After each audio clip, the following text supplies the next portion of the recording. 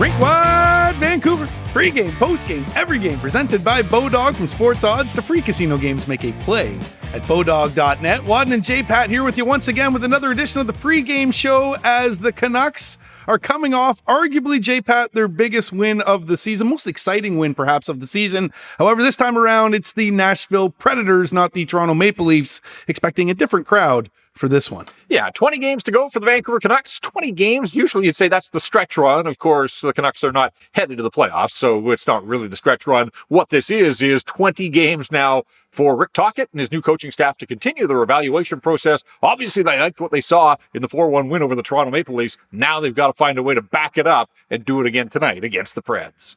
Let's get to the lineup change. It's presented by Delaney's OK Tire out there on Fraser Highway in Langley. Got a change in goal, but it's not going to be Colin Delia tonight. Yeah, a little bit of a surprise for everybody to wake up to news that the Canucks had recalled Artur Silovs from Abbotsford under emergency conditions. Apparently, Colin Delia not feeling well. Every time the team has to say it's a non-COVID issue, realness. But Colin Delia will not be in the lineup tonight, so Silovs gets called up and gets plugged right in. And this is probably a good sign that the Vancouver Canucks are serious about not running Thatcher Demko into the ground. Demko's been really good in all three of the games back since missing those 35 with injury. It was terrific, particularly in the first period the other night against the Toronto Maple Leafs. But it's Silovs' time. Again, this will be his fifth National Hockey League start. The last time we saw him in a Canuck uniform was in that 3-1 loss at home to the Boston Bruins just over a week ago. So he went back down to the farm, but he's been recalled, and this is good use of the farm system with the Abbotsford Canucks at home. Quick trip in from the Fraser Valley, and Silovs will get plugged right into the lineup. Looks like the same 18 skaters in front of him, so coming off a successful night against the Leafs, no change there. Jack Studnicka will once again be the extra forward, and of course, they're running a bare-bones defense right now with the 3 American Hockey League call-ups. There are no healthy bodies on hand, so it's the same 6 defensemen. Expect another heavy workload for Quinn Hughes tonight. What can we expect from this Canucks team, though they put up a very good effort against one of the best teams in the NHL over the weekend, but consistency has been an issue for Vancouver this year.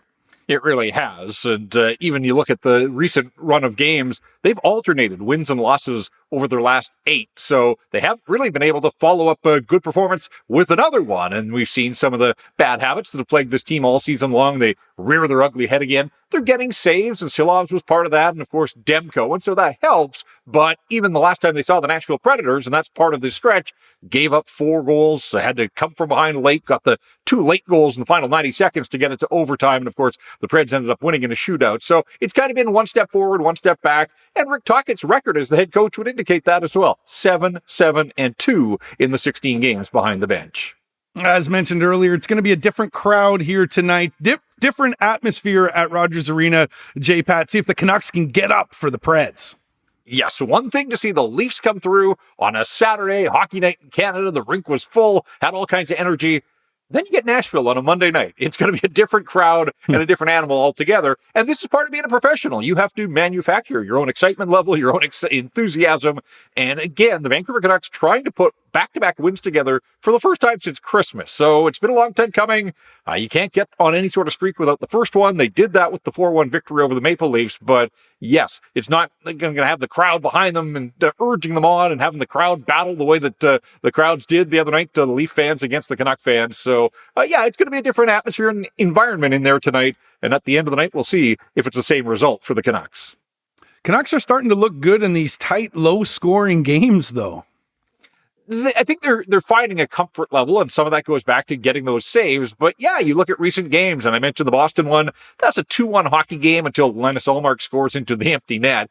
But the Minnesota game ended 2-1. And on Saturday, that's scoreless late into the second period, 1-1 midway through the third period. And you're right. The Canucks, I think, believe enough now that Rick Tocchet has instilled some structure. They're not expecting to feel those same breakdowns that have plagued them all season long. And then the other night, they were able to get the goals they were looking for. They came shorthanded, but they were able to produce the offense that they needed ultimately to win. 4-1, it looks like they a fairly one-sided hockey game, but anybody that watched it knows that it was pretty tight right through the middle stages of that third period. Whatever the case, so many of those high-scoring games that were back and forth early in the season may have been fun to watch, but from an organizational standpoint, I do think that these are the building blocks the Canucks are trying to put in place. So Nashville Predators, they don't give up an awful lot. They don't score a ton. I would expect that this one, even though it was 5-4 in a shootout not that long ago when these teams met, I'm expecting that this will follow more of the form that we've seen the Canucks involved in recently, and that is fairly low-scoring, tight-checking hockey.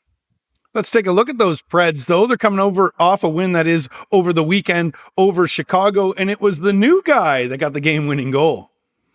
Yeah, they've got a couple of new guys. They were active in the days leading up to the trade deadline, but Tyson Barrie's the guy you're talking about, scores his first goal as a Predator the other night. It turns out to be the game winner in a 3-1 victory over the Chicago Blackhawks in the Windy City, so their road trip now bringing them west, but all of a sudden, this Nashville team playing some pretty good hockey. They've won 5 of 6, so again, it looked like they were sellers at the deadline, but certainly they have transformed their roster. Whatever the case, they've got terrific goaltending. UC Soros gives them a chance almost every night out. He was in goal against the Hawks the other night, and we're anticipating that he'll be the starter against the Canucks tonight. Yeah, you talked about the moves that they made, but they're not out of the playoff race, at least just yet.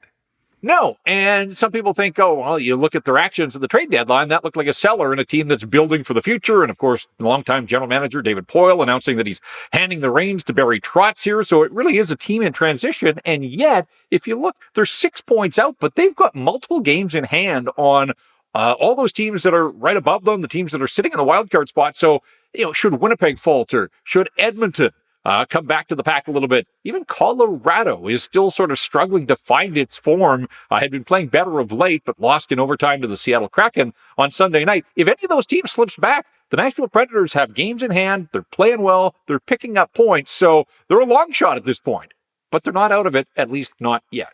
Yeah, but between the trades and the injuries, they are missing a few of their top scorers. Right. So Philip Forsberg has been their leading goal scorer all season long, but is out, missed 10 games now with a head injury. Terrific player and a real blow to the Preds. And then Ryan Johansson, his season ended the last time the Canucks played him, got clipped by Quinn Hughes' skate, needed surgery the next day. So now they're without Philip Forsberg and Ryan Johansson due to injury. But of course, then David Poile got active at the trade deadline. Mikhail Granlund is gone. Tanner Jeannot is gone. Nino Niederreiter is gone. And of course, Matthias Ekholm on the back end. So all sorts of turnover here. In fact, with those players that I just mentioned, 4 of the top 6 scorers on the Nashville Predators out of their lineup right now. They're led by Roman Josi. He'll play. Matt Duchene, he's in uniform as well. And Tyson Barrie now has been added to this mix. So 2 of the 3 Predators' highest scorers on this current roster are defensemen.